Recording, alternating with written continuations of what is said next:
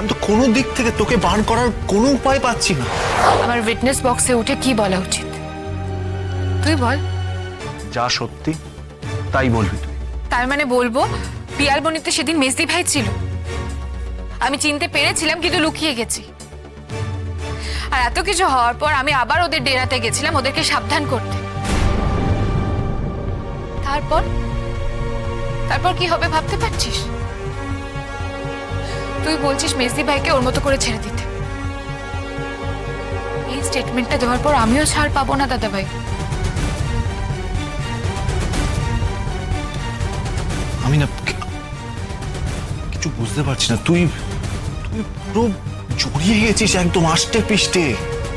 আমি তো কোনো দিক থেকে তোকে বারণ করার কোনো উপায় পাচ্ছি না। এখন তো তোকে নিয়ে আমার সবচেয়ে বেশি ভয় হচ্ছে রে। আজই ডাউনলোড করুন আর এনজয় করুন আপনার পছন্দের শো।